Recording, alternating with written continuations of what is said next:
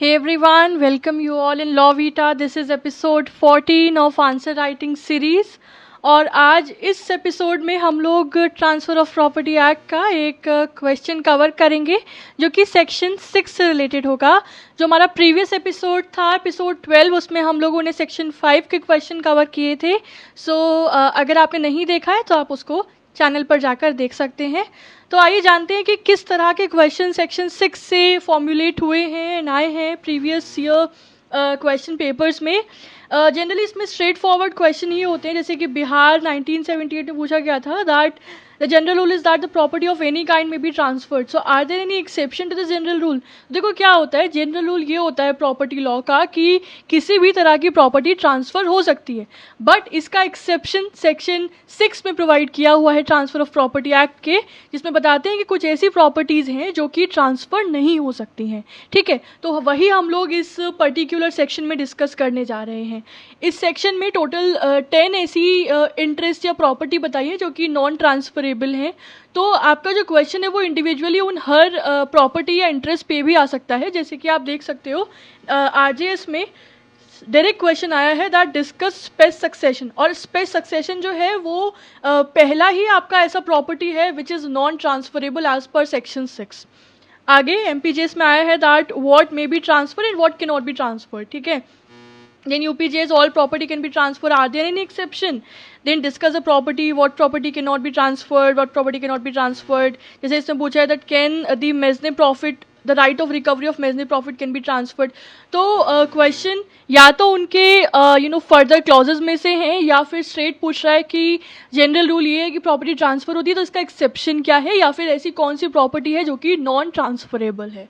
तो चलिए बढ़ते हैं हमारे प्रोविजन के towards, beginning with a good introduction जो कि आप लोगों को बताएंगे कि किस तरह से प्रॉपर्टीज़ नॉन ट्रांसफरेबल हैं। तो देखो ट्रांसफ़र ऑफ प्रॉपर्टी क्या होता है वो सेक्शन 5 में बताया गया है।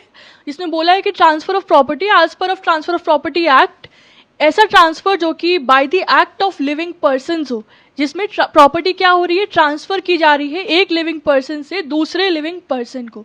ठीक है, सो एक वैलिड ट्रांसफ़र के लिए बहुत ज़रूरी है कि जो प्रॉपर्टी ट्रांसफ़र हो रही है वो ट्रांसफरेबल होनी चाहिए, वो किसी भी ग्राउंड पे नॉन ट्रांसफरेबल नहीं होनी चाहिए। तो जनरल रूल यही है that property of any kind can be transferred, कि हर तरह की प्रॉपर्टी ट्रांसफर हो सकती है, either movable, immovable, intangible, incorporeal, सब तरह की। लेकिन हर चीज़ के एक्सेप्शंस होते हैं। There are certain kind of property the transfer of which is not allowed, कुछ ऐसी प्रॉपर्टी है जिसका ट्रांसफर लॉज के द्वारा अलाउड नहीं है, एंड ऐसी प्रॉपर्टी को हम कहते हैं नॉन ट्रांसफरेबल प्रॉपर्टी। और अगर आप किसी भी कॉन्ट्रैक्ट में कोई ऐसी प्रॉपर्टी को ट्रांसफ़र करते हो जो कि नॉन ट्रांसफरेबल है, तो वो ट्रांसफ़र, वो कॉन्ट्रैक्ट बाय इप्सो फैक्टो वॉइड माना जाएगा। ठीक है, तो हम इससे ये प्रोपाउंड करते हैं कि जो नॉन ट्रांसफरेबिलिटी है वो एक एक्सेप्शन है to the general rule that every kind of property is transferable. ठीक है, तो सेक्शन 6 बेसिकली वो एक्सेप्शन हमें बताता है टू द जनरल रूल। इसमें 10 कैटेगरी प्रोवाइडेड हैं विच divides the non transferable properties. अच्छा, एक चीज़ और है सेक्शन 6 में, वो 10 काइंड तो बताए हुए हैं, उसके साथ साथ इसमें 2 बातें बोली हैं जो कि अक्सर बच्चे इग्नोर कर देते हैं। इसमें पहली बात तो ये बोली है कि वो सारी प्रॉपर्टी जो कि सेक्शन 6 में एन्यूमरेट हैं वो सारी प्रॉपर्टीज़ नॉन ट्रांसफरेबल हैं। दूसरा, इसमें ये भी बोला गया है that those which can not be transferred under any other law other than TPA that are also termed as non transferable as per transfer of property act. कि सिर्फ यही नहीं कि जो सेक्शन 6 में मेंशन है प्रॉपर्टी की ये ट्रांसफरेबल नहीं है, सिर्फ हम उन्हें ही एक्सेप्शन मानेंगे, नहीं। अगर कोई और भी लॉ है other than TPA which is in force in the India और उसमें मेंशन है कि पर्टिकुलर कोई प्रॉपर्टी ट्रांसफ़र नहीं की जाएगी, तो वो भी इसमें कंसिडर किया जाएगा, और उसकी भी ट्रांसफरेबिलिटी अगर की जाती है तो वो वॉइड कंसिडर की जाएगी। उम्मीद करती हूँ ये कॉन्सेप्ट जो मैं समझाना चाह रही हूँ वो समझ आ गया होगा।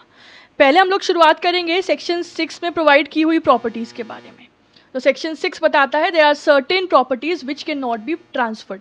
तो जब आप वैसे सेक्शन 6 का टाइटल पढ़ोगे ना, उसमें लिखा है that what may be transferred, यानी कि सेक्शन 6 सामने से हमें ये कहना चाह रहा है कि सेक्शन 6 बताता है कि कौन कौन सी प्रॉपर्टीज ट्रांसफर हो सकती हैं। फिर आप उसके अंदर की लाइन पढ़ना, तो उसमें कुछ इस तरह से है that all property can be transferred except. तो बेसिकली सेक्शन 6 कह रहा है कि हर तरह की प्रॉपर्टी ट्रांसफर हो सकती है एक्सेप्ट दोज जो कि सेक्शन 6 में एन्यूमरेटेड हैं। ठीक है, तो वो 10 कौन कौन सी स्पेसिफिक प्रॉपर्टी है जो कि सेक्शन 6 में एन्यूमरेटेड है, वो एक एक करके चलो शुरू करते हैं। पहली ए है स्पेस सक्सेशनिस्ट। एक पॉइंट और before beginning ahead, A B C D में कौन कौन सी प्रॉपर्टी आती हैं इन्हें बाय हार्ट याद करना पड़ेगा, क्योंकि प्रिलिमिनरी में ये क्वेश्चंस रिपीटेटिवली आते ही आते हैं कि बताओ ए में कौन सी प्रॉपर्टी है, सी में कौन सी प्रॉपर्टी है, डी में कौन सी प्रॉपर्टी है। तो भाई प्लीज़ उन्हें याद कर लेना, ठीक है।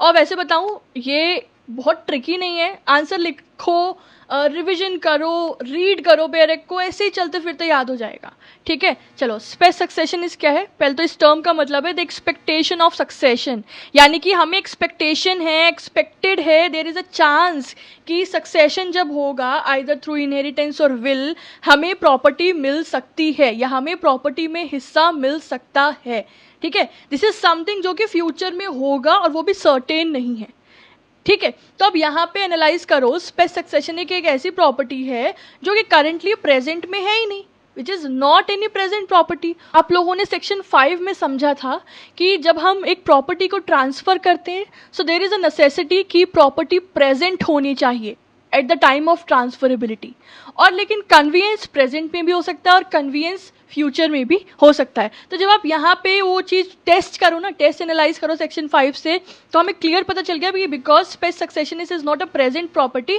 तो यहीं पे क्लियर होता है दैट इट इज सिद्धम कि ये प्रॉपर्टी जो है वो ट्रांसफरेबल है ही नहीं, because there is only a mere possibility of getting certain property in future, right. अब इस क्लॉज के अंदर 3 अलग अलग कैटेगरीज डिफाइन की हुई हैं कि स्पेस सक्सेशन इसमें 3 चीज़ें इंक्लूड होती हैं, the chance of air apparent, the chance of legacy and any other mayor possibility of alike nature. चलो एक एक करके डिस्कस करते हैं। तो पहला है चांस ऑफ एयर एपरेंट।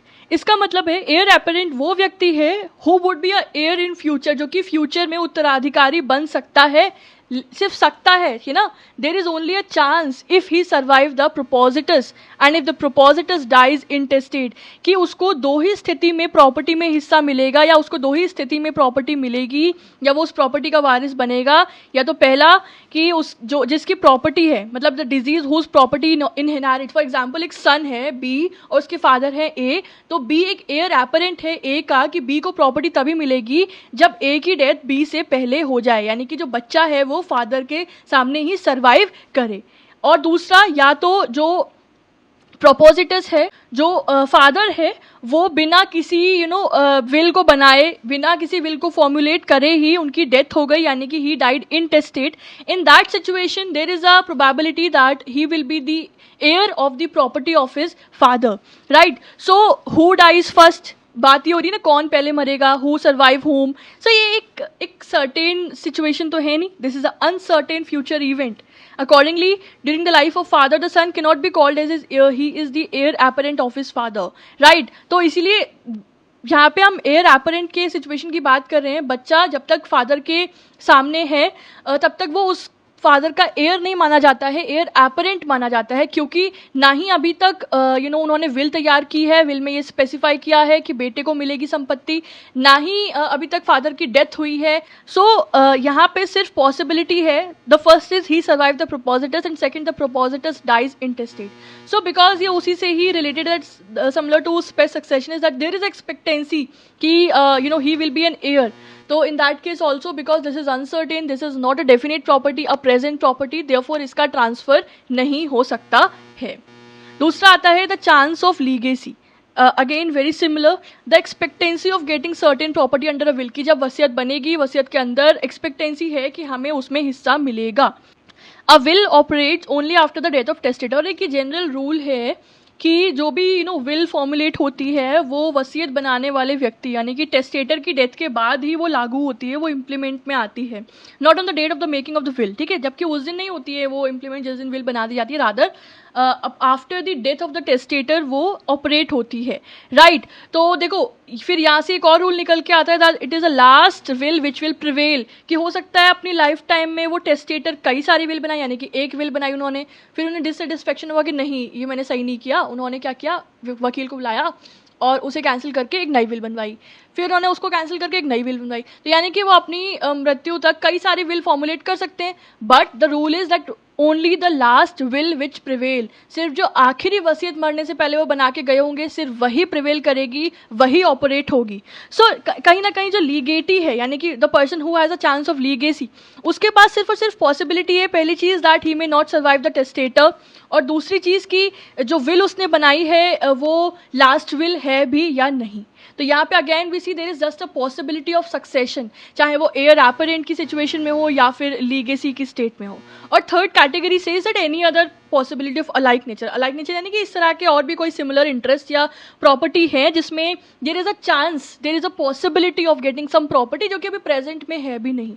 तो ऐसी किसी भी प्रॉपर्टी का, ऐसे किसी भी इंटरेस्ट का ट्रांसफर अलाउड नहीं है, वैलिड नहीं है as per section 6 and as well as section 5 of TPA. ठीक है, तो ये है क्लॉज ए। आई होप क्या है स्पेस सक्सेशन समझ आ गया होगा, बहुत ट्रिकी नहीं है।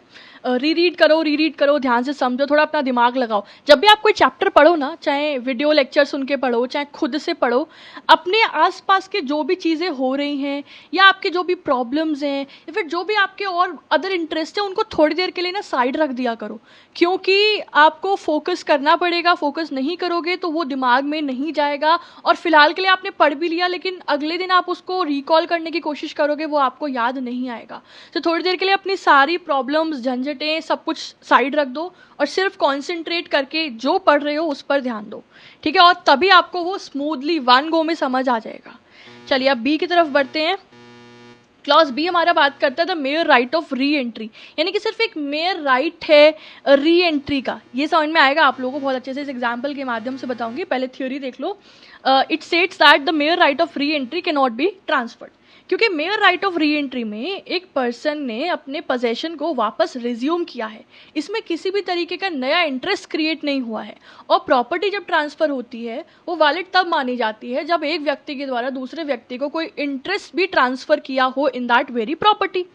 इसका एग्जाम्पल समझाती हूँ, फिर थ्योरी वापस रीड करेंगे। जैसे कि ए एक लैंडलॉर्ड है, उसने अपना घर जो है वो किराए पर दिया बी को, और एक कंडीशन लगा दी कि तुम इस घर में कोई भी चेंजेस नहीं करोगे, कोई भी ऑल्ट्रेशन नहीं करोगे, जैसे कि पेंट तुम नया नहीं करोगे, तुम इसमें किसी भी तरीके का नया एडिशन नहीं करोगे। अब क्या हुआ, बी ने तो भैया नया पेंट करा दिया जैसी दिवाली आई। तो upon the breach of this condition landlord has a right to terminate the tenancy, कि अब as per the terms of the जो भी टेनेंसी के उनकी टर्म्स डिसाइड हुए होंगे उसमें उन्होंने कहा था कि अगर तुमने मेरी कंडीशन ब्रीच की तो क्या बोलते हैं, मैं तुम्हारी टेनेंसी खत्म हो जाएगी और तुम्हें इस घर से मैं निकाल दूंगा। तो अभी क्या हुआ, टेनेंसी टर्मिनेट हो गई और उन्होंने उस किराएदार को घर से निकाल दिया। तो अभी यहाँ पे क्या हो रहा है, जो लैंडलॉर्ड था उसने अपना पोजेशन इन द प्रॉपर्टी वापस रिज्यूम कर लिया, एंड यहाँ पे लैंडलॉर्ड को अपना राइट ऑफ री एंट्री वापस मिल गया। यहाँ समझ में आया, उन्हीं का घर था और उन्होंने किसी और को किराए पर दे रखा था, पर उस व्यक्ति ने ब्रीच कर दिया, तो उन्हें अपनी ही प्रॉपर्टी में राइट ऑफ री एंट्री मिला है। कोई नया राइट क्रिएट नहीं हुआ है, कोई नया इंटरेस्ट क्रिएट नहीं हुआ है, सिर्फ एक mayor right of re entry उनको वापस मिला है। सो इस तरह का जो राइट है वो एज पर सेक्शन 6 ट्रांसफरेबल नहीं होता है। Where a person gives the possession of his property to another for a certain period in afterward entitled to get it back, his right of entering into the possession once again is called the right of re entry. Easy है, इसको इसीलिए मैं बहुत ज़्यादा translate करके नहीं बता रही हूँ, आप लोग समझ गए होंगे। ठीक है, चलो next clause C. Clause C बात करता है the easement apart from the dominant heritage. Easementary right पता है क्या होता है, मैं बताती हूँ। देखो ये जस्ट गिव अ सेकंड, हाँ ये है ए का घर, ठीक है, ये है बी का घर, और ये जा रहा है रास्ता मेन रोड के लिए। ठीक है, ये मेन रोड के लिए रास्ता जा रहा है, यहाँ बीच में कोई जगह नहीं है यहाँ जाने के लिए, there is no way to go here. ठीक है, सिर्फ एक ही रास्ता है कि ए बी के घर से होकर ही मेन रोड पर जा सकता है। ठीक है, तो यहाँ पे आप एक पॉइंट याद रखना, जो ए का घर है उसे कहते हैं हम डोमिनेंट हेरिटेज,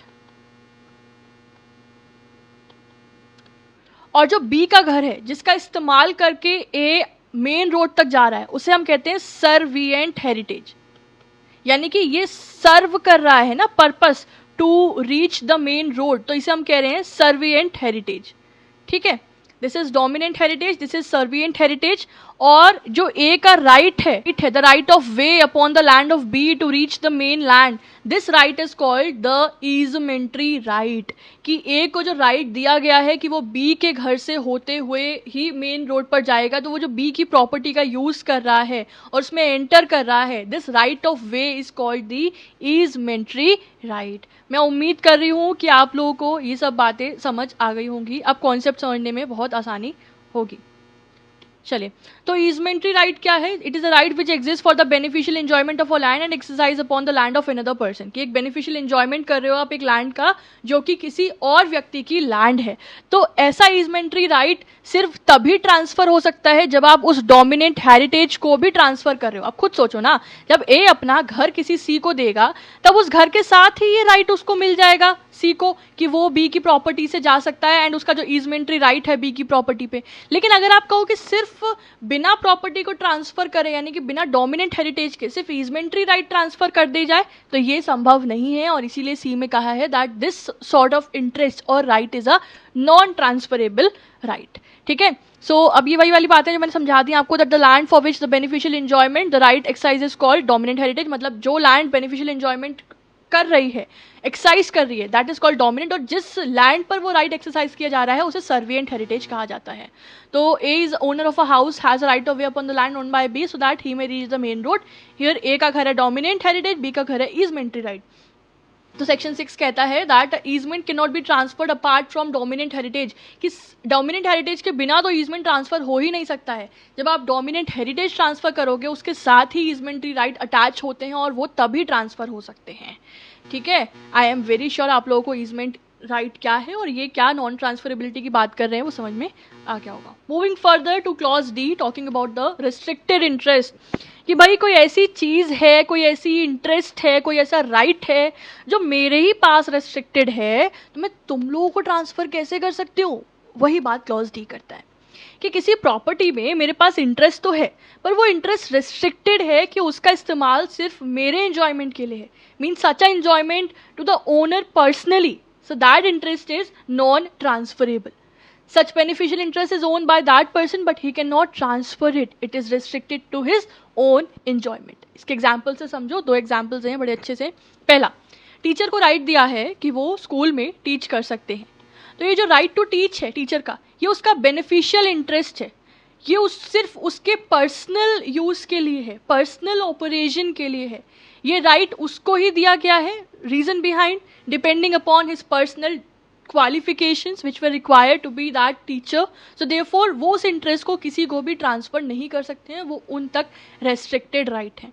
सिमिलरली किसी भी रिलीजियस ऑफिस में जैसे कि किसी मंदिर में पुजारी को अपॉइंट करना, किसी मठ में महंत को अपॉइंट करना, जो भी रिलीजियस सर्विसेज परफॉर्म करते हैं, तो उनको उस रेस्ट्रिक्टेड इंटरेस्ट के लिए अपॉइंट किया गया है और वो उसी सर्विस को परफॉर्म करते हैं। तो बिकॉज उनका जो ऑफिस है that is concern only on the ground of their personal qualification, इसीलिए वो किसी और को भी ऐसे ही अपना जो इंटरेस्ट है वो ट्रांसफ़र नहीं कर सकते हैं।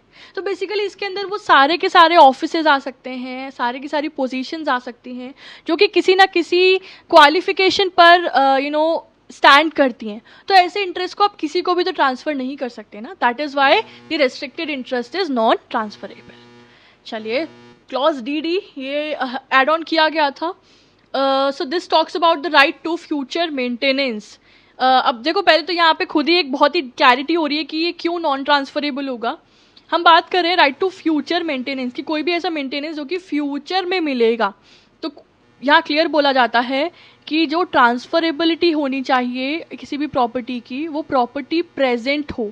ये एक इंपॉर्टेंट कंडीशन है, आप देख लेना सेक्शन 5 में, कि प्रॉपर्टी प्रेजेंट होनी चाहिए at the time of transfer. और जब हम कह रहे हैं कि हम एक ऐसे राइट को ट्रांसफर करेंगे which is the right to a future maintenance, so this is something which is not present in the present situation, so that is why hence proved it can not be transferred, right. चलो पढ़ लेते हैं एक बार। Right to future maintenance is whatsoever manner, चाहे वो किसी भी तरीके से रिसीव हुई हो, सिक्योर हुई हो, डिटरमाइन हुई हो, कैसे भी मिली हो, पर वो आप ट्रांसफर नहीं कर सकते हो। And more over right to receive maintenance एक पर्सनल राइट भी होता है। पर्सनल राइट है, एक पर्सन के पर्टिकुलर बेनिफिट के लिए है, उसे ग्रांट किया गया है, देयरफॉर उस राइट को वो ट्रांसफ़र नहीं कर सकते हैं। जैसे कि एक महिला को राइट मिला है that to either receive maintenance from her husband under a decree or award of court, or to receive a share from the property of the on the device of husband or under a will, कि या तो वो maintenance ले ले अपने husband से court के द्वारा डिक्री के थ्रू, या फिर कोर्ट अवॉर्ड कर दे पर्टिकुलर केस में, या फिर वो अपनी हस्बैंड की प्रॉपर्टी में से शेयर ले ले अंडर अ विल, और जैसे भी हस्बैंड डिवाइस करता है तो वो उसका पर्सनल राइट है ना, इसको वो ट्रांसफ़र नहीं कर सकती है। क्लियर? क्लियर? तो ये हो गए हमारे पाँच हो गए अब तक, ABCD एंड DD। चलिए अगला E, mere right to sue. उस जैसे कि आपका सी में था mere right to easement, similarly यहाँ पे है मेयर राइट टू सू। तो एक आपका मेयर राइट है स्यू करने का, किसी पर मुकदमा करने का, केस करने का, उसे भी आप ट्रांसफ़र नहीं कर सकते हो। A mere right to sue means right to sue for the claim of any uncertain sum of money. The word mere is significant, यहाँ पे मेयर का एक इंपॉर्टेंस है, ठीक है। It means it's just a bare right, कोई interest नहीं develop हो रहा है यहाँ पे, कोई इंटरेस्ट डेवलप नहीं हो रहा है, एक बेयर राइट है। तो ऐसे राइट को भी आप ट्रांसफ़र नहीं कर सकते हो। जैसे कि you are suing for damages for breach of contract, आपका कोई कॉन्ट्रैक्ट ब्रीच हुआ है, आप उसके लिए डैमेजेस क्लेम कर रहे हो, तो आपने सू करना है। या फिर कोई टॉर्ट का ब्रीच हुआ है, उसमें डैमेजेस आप क्लेम कर रहे हो, या फिर पास के कोई भी मेजने प्रॉफिट्स हैं उसका क्लेम आप कर रहे हो। तो ये सारे के सारे मेयर राइट टू सू हैं और आप उन्हें ट्रांसफ़र नहीं कर सकते हो। तो एग्जाम्पल्स भी याद रखना, जैसे ऊपर एक क्वेश्चन में पूछा गया था, आई डोंट नो कौन से ईयर में पूछा गया था, कि क्या राइट टू रिकवर मेजने प्रॉफिट ये ट्रांसफरेबल है। तो अभी आपको क्लियर हो गया होगा, आप इस पर्टिकुलर पॉइंट को एक्सप्लेन करना, that it is just a mere right to sue, therefore it can not be transferred. एक एग्जांपल समझते हैं, जैसे कि ए ने बी के साथ एक कॉन्ट्रैक्ट किया था कि वो उससे गुड्स खरीदेगा, बट जब ड्यू डेट आई ए ने वहाँ से गुड्स नहीं लिए, बी को लॉस हो गया। बी ने अभी गुड्स मार्केट में एक लॉस पर बेच डाले, 1000 रुपीज़ का लॉस हुआ। तो अभी बी ने क्या किया, बी ने अपना उसका ये जो राइट था, the right to recover the damages from a, वो राइट उसने सी को दे दिया कि तुम मेरे बिहाफ पर सू करो उस ए को। तो यहाँ पे जो राइट ट्रांसफ़र किया गया है, ये राइट इनवैलिड राइट है, it is just a mere right to sue. इसको कैसे याद करोगे? देखो मेयर में भी 2 बार ई आ रहा है, स्यू में भी ई आ रहा है, तो there are multiple times E, you can remember E में है mere right to sue, just a way to remember. और कैसे याद करोगे, है ना। और देखो जैसे कि ये है रेस्ट्रिक्टेड राइट, रेस्ट्रिक्टेड इंटरेस्ट, तो रेस्ट्रिक्टेड डी आ रहा है ना, तो दिस इज डी, डी से रेस्ट्रिक्टेड इंटरेस्ट। इसके अलावा ईजमेंट, तो मतलब मेरे दिमाग में ऐसा कि ईजमेंट जा का साउंड आ रहा है, तो दिस इज सी। मतलब कोई ये you might sound it funny, और कुछ लोग कहेंगे कि आप बेवकूफ़ वाली चीज़ है, बट हाँ तरीका होता है कि आप किस तरह से दिमाग में सेट करो। बाकी ए और बी तो आई रिमेंबर ऑलवेज। तो सी को याद रख लो ईजमेंट से, डी को याद रख लो रेस्ट्रिक्टेड से, तो डी याद रख लेना मेंटेनेंस है, and E is mere right to sue. चलो आगे बढ़ते हैं। एफ से अब मैंने याद रखा है ऑफिस में एफ आ रहा है, so this is F, so F is always public office. तो एफ क्या बात कर रहा है, that a public office can not be transferred nor can the salary of a public office whether before और after it has become payable. ठीक है, तो आप अपना पब्लिक ऑफिस नहीं ट्रांसफर कर सकते हो, ना ही अपनी उस ऑफिस की सैलरी किसी को भी ट्रांसफर कर सकते हो। कारण क्या है, देखो कोई भी इंटरेस्ट इसमें ट्रांसफर नहीं हो रहा है। Why this interest are non transferable is to ensure that, देखो हर चीज़ की एक डिग्निटी मेंटेन करनी पड़ती है। उस व्यक्ति को वो ऑफिस उसकी क्वालिफिकेशन, उसके स्किल्स के बेसिस पे मिला है, so there is need to maintain the dignity. आप किसी को भी ट्रांसफर नहीं कर सकते हो easily, nor even can the salary.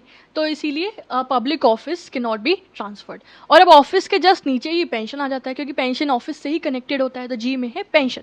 तो पेंशन यानी कि वो स्टाइपेंड, वो अमाउंट ऑफ मनी जो कि ग्रांट किया जाता है, जो भी आपने सर्विसेज किए हैं अपनी लाइफ टाइम में, वो उसका ड्यू पे किया जाता है to that very person of the past services of particular merits. तो इसमें स्पेसिफाई किया हुआ है, ये एमसीक्यू बन सकता है कि क्या क्या पेंशन के अंदर कवर हो रहा है एज पर क्लॉज जी। तो स्टाइपेंड जो कि मिलिट्री में वो अलाउ की जाती हैं, जो भी सिविल पेंशनर्स हैं, जो भी पॉलिटिकल पेंशनर्स हैं, सच पेंशंस के नॉट बी ट्रांसफर्ड। ठीक है, अभी 2 बचे हैं, H and I, let's cover it very fast. H बात करता है transfer which is oppose to the nature of interest. So basically ये जो क्लॉज है, ये कोई kind of non transferable interest नहीं बता रहा है, रादर ये बता रहा है कि क्या कारण है कि कोई प्रॉपर्टी प्रोहिबिट हो सकती है। So there are 3 instances. पहला, अगर ट्रांसफर ऐसा है that which is oppose to the nature of interest, जो इंटरेस्ट ट्रांसफर हो रहा है उस इंटरेस्ट के ही अपोज है, so that transfer can not be permissible. दूसरा, अगर ट्रांसफर का जो कंसिडरेशन है, जो ऑब्जेक्ट है, that is unlawful as per the laws, Again, that is opposed to the nature, and that is prohibited.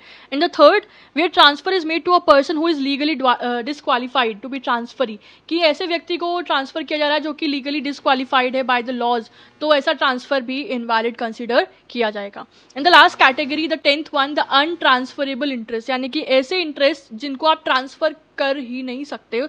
और इसमें इन्होंने 3 कैटेगरी बताई हैं, तो ये तीनों आपको याद रखना पड़ेगा. पहला टेनेंट है, दूसरा farmer, and the third is lessee. तो अगर जो किराएदार के पास हक थोड़ी होता है कि वो हमारे घर को बेच दे तो या किसी को ट्रांसफर कर दे. So any tenant having untransferable right of occupancy can not transfer his interest as such tenant, कि अगर टेनेंट के पास ट्रांसफरेबल राइट नहीं है ऑक्यूपेंसी का, देन वो उस इंटरेस्ट को ट्रांसफर नहीं कर सकते हैं being a tenant.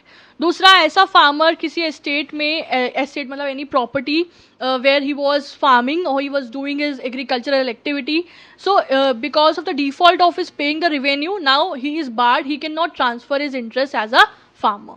And the third is lessee of an estate under the management of court of ward. तो ऐसे lessee which are working or which are under the management of court of ward, तो वो अपने interest को किसी और लेसी को या किसी भी और व्यक्ति को as a lessee being a position of lessee वो ट्रांसफर नहीं कर सकते. तो ये कैटेगरी याद रखना, टेनेंट्स, फार्मर्स एंड लेसी.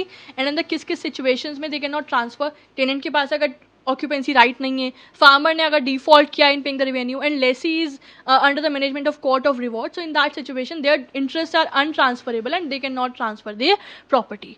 ठीक है, तो गाइज ये हो गया सेक्शन 6 के 10 category. May be the video is pretty much large, थोड़ी लंबी हो सकता है, थोड़ा लंबा हो सकता है लेक्चर, बट वर्थ है. ठीक है, आई बिलीव कि ये सभी कंटेंट आप लोगों के लिए इम्पॉर्टेंट है for whichever exam you are preparing. Last paragraph देख लेते हैं जल्दी से.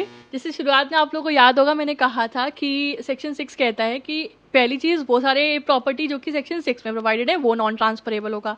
और दूसरा, उसमें ये बोला था कि ऐसी भी प्रॉपर्टी जो कि किसी और लॉ में नॉन ट्रांसफरेबल बताई गई है वो भी ट्रांसफर नहीं हो सकती हैं. So let's see that very quickly.